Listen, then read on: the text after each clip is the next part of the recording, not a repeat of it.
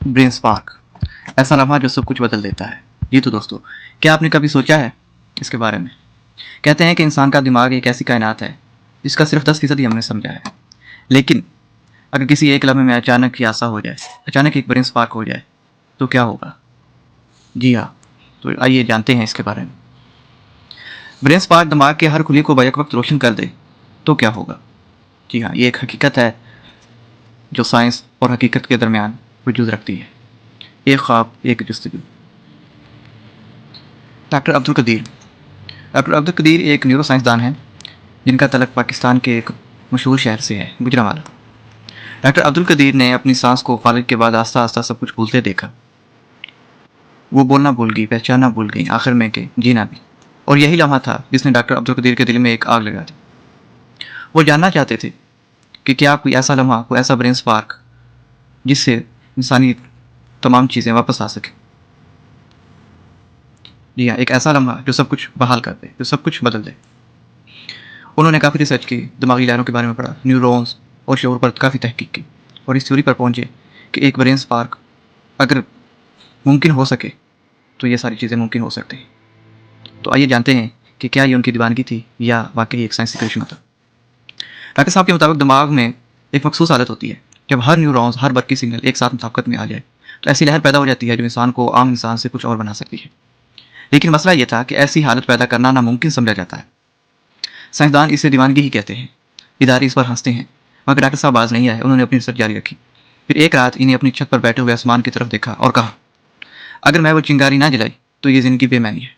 उन्होंने पहला तजर्बा खुद पर किया, एक इंटीग्रेटेड हेड।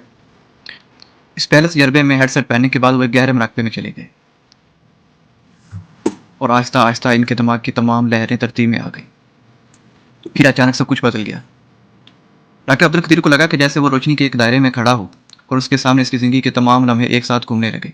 वो बचपन, जवानी, दुख, सुख, खुश, गम, तमाम लम्हे एक साथ उन्हें एक सर्कट में चलते नजर आए, जैसे कि एक स्पार्क हुई। दिल की धड़कन रुक गई, आंखें बंद हो गई, मगर दिमाग मुकम्मल रोशन। जी हाँ दोस्तों, तो ये एक जागती हकीकत है। जब डॉक्टर साहब होश में आए तो वो पहले शख्स नहीं थे जो वो इस तजर्बे से पहले थे।